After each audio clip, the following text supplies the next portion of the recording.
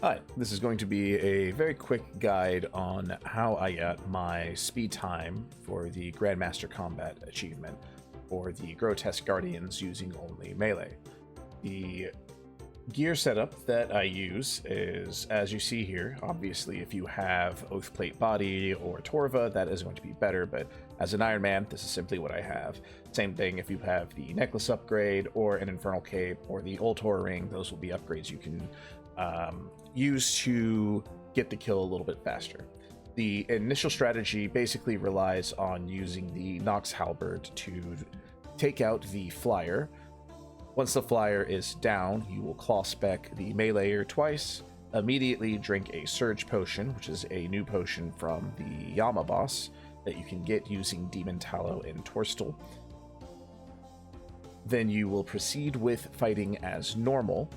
There are a few things you can take advantage of with the Nox Halberd to get extra hits in, because you can stand one tile away from the boss, so any of the AoE effects that you need to dodge are a little bit more forgiving, and you're able to get a couple attacks in that you wouldn't be able to with a one tile range weapon. I'll try to demonstrate that in the example kill. I also recommend getting the upgrade for Death Charge, because you do get to take advantage of that twice during the fight. Once whenever you take out the flying gargoyle, and then another time at the very end. So if you're doing a long trip, the Death Charge upgrade is pretty fantastic, but Death Charge will allow us to get a third claw spec in along with the Surge Potion at the very end of the fight, which is how I got my personal best.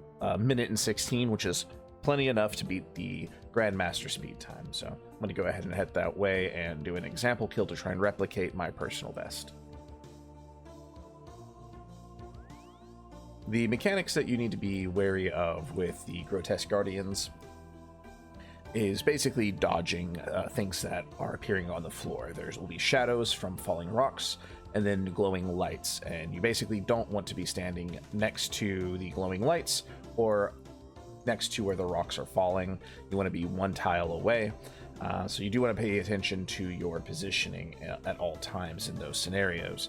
Whenever the meleeer gargoyle, who has the golden wing, starts to glow, you want to move one tile away from him. And that's where the Noxious Halberd actually has quite the small advantage. This is the tile I like to start on. It is not a very important tile. You don't need to mark it. It just is the place I like to be because it gets me closer to dawn. You can kind of stand where you want, though. Before the fight starts, we want to go ahead and hot up. Beat our Angler, summon our Thrall, Ray Range, and Piety, and once Dawn comes in, immediately go into combat with a very strong starting hit. I kind of ignore Dusk at the very beginning. When Dawn starts to leave, you do not want to spec right away, otherwise you will do no damage. So once she is gone completely, you are safe to spec once, twice. You can now get a Nox Halberd hit in. You want to step one tile away because he is doing his effect, and you get to get a Halberd hit in here. We have now phased. We want to summon a Thrall. Watch out for the glowing spots. That is fine. We can get a heal in, and we should be able to get through without worrying about them healing. You can cast Death Charge during their death animation, so you don't have to worry about missing it.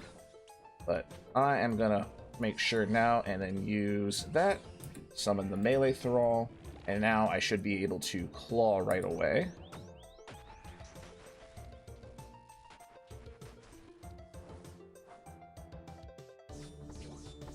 And move back one tile. This way, if he decides to step forward to melee me, I have time to swap the prayer.